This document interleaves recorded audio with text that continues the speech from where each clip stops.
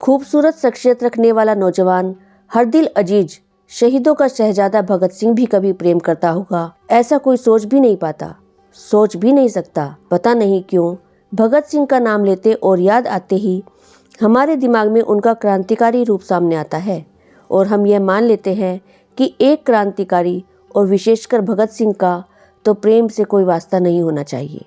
दरअसल ऐसा नहीं है। अमर शहीद भगत सिंह एक बेहद खुश मिजाज, जिंदा दिल, मस्त और भोले भाले भावुक मनुष्य थे, हमेशा गुनगुनाने वाले। वह नौजवान अगर फांसी पर न चढ़ा होता तो संभवतः एक भावुक कवि, एक संवेदनशील साहित्यकार, एक कोमल गायक और दार्शनिक होता। उनके उठने बैठने, खाने पीने, पहनने ओढ़ने तक में करीना था। बाहरी सुंदरता स्वच्छता ही नहीं, आंतरिक सुंदरता स्वच्छता का भाव भी उनमें बेहद गहरा था। भगत सिंह के फौलादी इरादों से ब्रिटिश हुकूमत कांपती थी। पूरी कहानी सुनेंगे तो पता चलेगा कि भगत सिंह असल में भारतीयों के हीरो थे। शहीद ए आजम यूं ही नहीं कहलाते, लेकिन उस शख्स के सीने में भी एक दिल था। मित्रों, आज हम बात करेंगे महान क्रांतिकारी शेर ए आजम भगत सिंह की शादी, सगाई और उनकी पत्नी के बारे में। और इस वीडियो के अंत में हम जानेंगे भगत सिंह जी द्वारा लिखे गए एक ऐसे पत्र के बारे में जिसमें उनके प्रेम के प्रति विचार प्रकट होते हैं। मेरी दुल्हन बनने का हक सिर्फ मौत को, शादी की बात पर भगत सिंह ने मां से कही थी ये बात। मित्रों, देश को आज़ादी दिलाने में कई क्रांतिकारियों ने हिस्सा लिया, लेकिन इस लड़ाई में कुछ क्रांतिकारी इतिहास के पन्नों में अपनी अमिट छाप छोड़ गए हैं। इन्हें किसी भी सूरत में भुलाया नहीं जा सकता। इन्हीं में से एक थे शहीद भगत सिंह। वे एक ऐसे क्रांतिकारी थे जो केवल 23 साल की उम्र में हंसते हंसते फांसी पर चढ़ गए और देश के लिए अपनी जान न्यौछावर कर दी। भगत सिंह अपने जीवन काल में ही लीजेंड बन गए थे। देश के महान क्रांतिकारी भगत सिंह का जन्म 28 सितंबर 1907 को पाकिस्तान वाले पंजाब में बंगा गांव में हुआ था। उनके पिता का नाम किशन सिंह और माता का नाम विद्यावती था। बचपन से ही उन्होंने घर में ऐसा माहौल देखा था जिसकी वजह से उनके अंदर देशभक्ति की भावना उत्पन्न हुई। भगत सिंह ने शुरू से ही अंग्रेजों को भारतवासियों पर अत्याचार करते हुए देखा था। भगत सिंह को अपने देश से इतना प्यार था कि एक बार जब उनकी शादी की चर्चा घर में चली तो उन्होंने कहा था कि अगर मेरी शादी अंग्रेजों के शासनकाल में होती है तो मेरी दुल्हन केवल मौत होगी। शहीद भगत सिंह के बारे में एक किस्सा भी मशहूर है। जब घर वालों ने भगत सिंह की शादी करनी चाहिए तो वह घर छोड़कर कानपुर भाग गए। अपने पीछे वे जो खत छोड़ गए उसमें उन्होंने लिखा कि उन्होंने अपना जीवन देश को आजाद कराने के महान काम के लिए समर्पित कर दिया है, इसलिए कोई भी दुनियावी इच्छा या ऐशो आराम उनको अब आकर्षित नहीं कर सकता। ऐसे में शहीद आजम की शादी हुई, पर कैसे हुई? भगत सिंह तन मन और धन से देश के लिए बलिदान देने की प्रतिज्ञा कर चुके थे, इसलिए वे विवाह नहीं करना चाहते थे। उन्होंने अपने दोस्तों से कहा कि अगर मेरी शादी गुलाम भारत में हुई तो मेरी दुल्हन सिर्फ मौत होगी, बारात शव यात्रा बनेगी और बाराती होंगे शहीद। इसके बारे में बताते हुए भगत सिंह की शहादत के बाद उनके घनिष्ठ मित्र भगवती चरण वोहरा की धर्मपत्नी दुर्गा भाभी ने, जो स्वयं एक क्रांतिकारी वीरांगना थी, कहा था फांसी का तख्ता उसका मंडप बना, फांसी का फंदा उसकी वरमाला और मौत उसकी दुल्हन। लेकिन मित्रों, क्या यह वास्तव में सच है कि भगत सिंह शादी नहीं करना चाहते थे? मित्रों, सच तो कुछ और ही है, जो भगत सिंह की माताजी विद्यावती ने एक इंटरव्यू में बताया था। उन्होंने बताया कि मानावाला परिवार का एक खाता पीता जमींदार अपनी लड़की से भगत सिंह की शादी के लिए काफी उत्सुक था। परंपरा के अनुसार लड़की वाले बातचीत के लिए उनके घर आए। भगत सिंह उस दिन काफी खुश नजर आ रहे थे। वह अपने तांगे में घोड़ी हाँककर उन्हें लाहौर तक छोड़ने भी गए थे। भगत सिंह ने अपने व्यवहार से विवाह के प्रति कोई अरुचि नहीं दिखाई थी, इसीलिए सभी यह समझे कि भगत सिंह शादी के लिए राजी हैं और शादी की तैयारियां जोर शोर से करने लगे। लेकिन फिर अचानक एक दिन भगत सिंह शादी से पहले ही घर छोड़कर चले गए। आखिर ऐसा क्या हुआ जिसके कारण भगत सिंह को अपना घर छोड़ना पड़ा? मित्रों, वास्तव में भगत सिंह के दिमाग में द्वंद्व चल रहा था। जब उन्हें कुछ नहीं सूझा तो उन्होंने बनारस निवासी अपने प्रेरणा स्रोत सचिंद्र नाथ सान्याल से मार्ग प्रशस्त करने की गुजारिश की।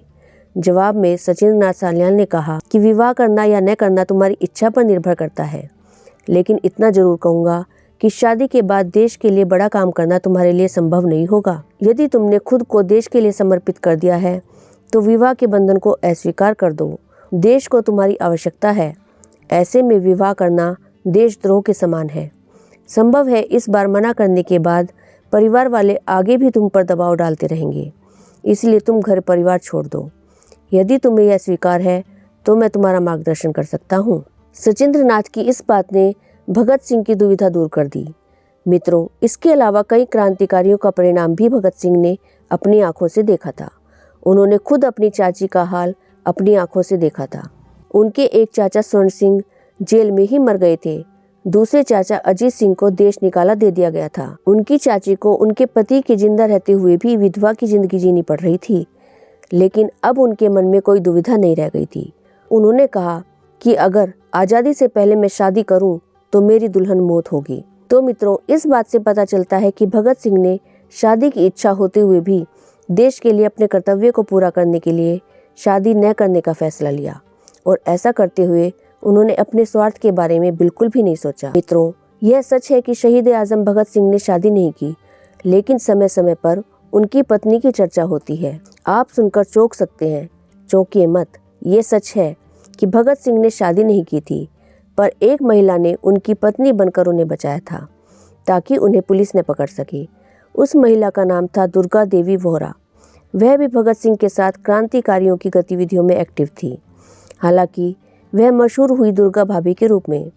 दुर्गा भाभी असल जिंदगी में पत्नी थी भगत सिंह के संगठन HSRA के सदस्य भगवती चरण वोहरा की। दुर्गा भाभी के अलावा HSRA में कुछ और महिलाएं भी एक्टिव थी। मित्रों, जब भगत सिंह ने अपने क्रांतिकारी साथी राजगुरु के साथ मिलकर 17 दिसंबर 1927 को लाहौर में गोरे पुलिस अफसर JP सैंडर्स की हत्या की, उसके बाद वे मौका वारदात से फरार हो गए। पुलिस उनकी गिरफ्तारी के लिए दबिश मारने लगी।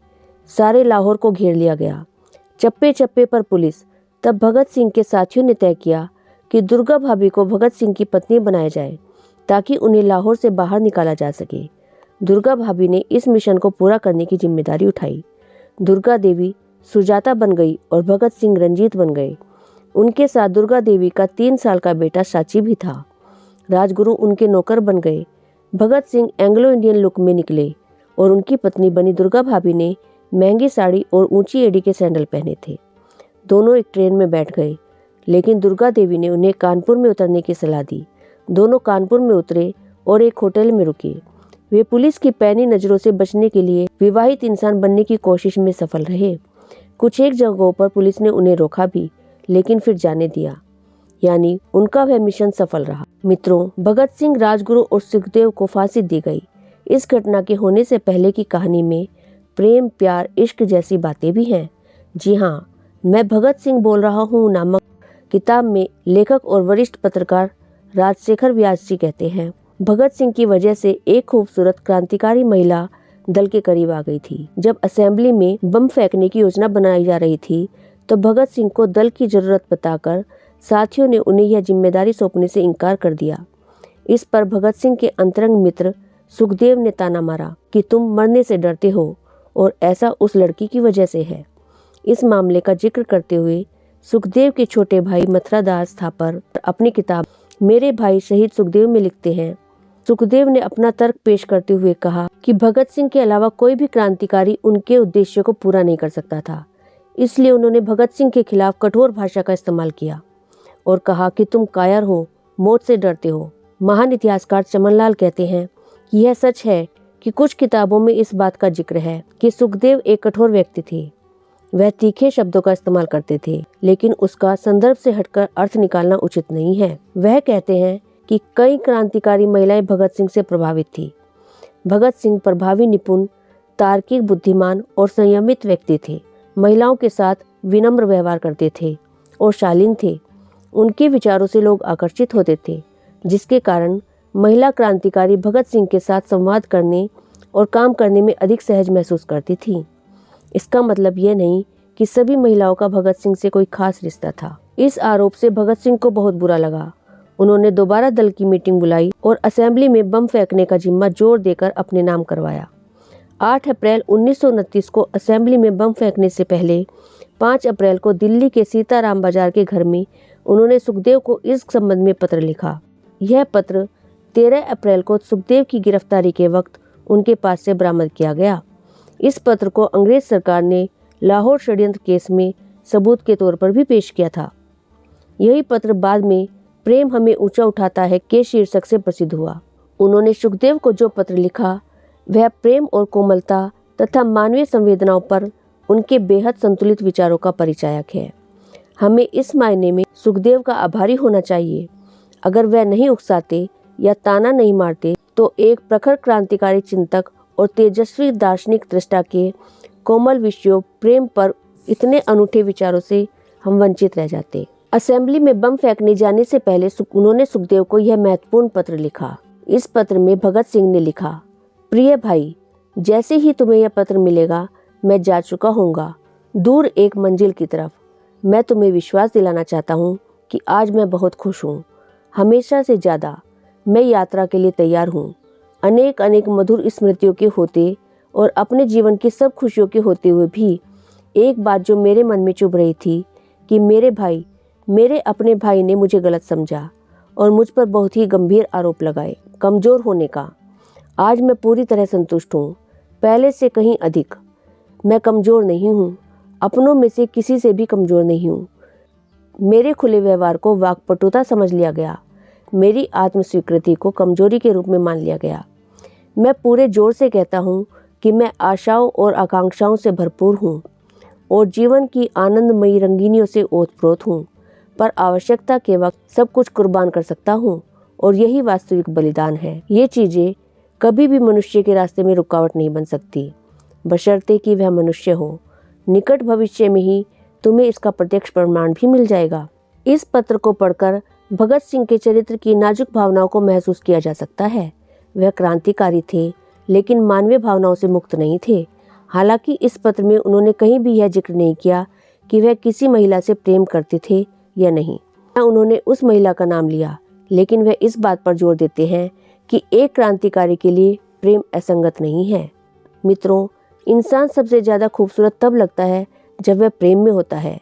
प्रेम मनुष्य को एक ऐसा आकार देता है कि उसके सारे विकार अपने आप दूर हो जाते हैं। जरूरी नहीं है कि इश्क हमेशा किसी इंसान का इंसान से हो, इसके मायने व्यापक है। जैसे भगत सिंह और उनके साथियों को इश्क देश से था, आज़ादी से था, विचारों से था। सरदार भगत सिंह के क्रांतिकारी विचार यह बताते हैं कि सच्ची मोहब्बत उन्होंने देश की आज़ादी से ही की थी। धन्य है वे वीर जिनके बलिदान से हम सब आज़ादी का जश्न मनाते हैं। तो मित्रों, आशा करती हूँ कि इस वीडियो के माध्यम से आपको भगत सिंह जी के जीवन के बारे में काफ़ी कुछ जानकारी मिली होगी। यदि यह वीडियो आपको अच्छा लगा है तो इसे लाइक शेयर ज़रूर कीजिएगा और आपके अपने चैनल वर्ड्स ट्रेजर को सब्सक्राइब कर लीजिएगा। Thank you.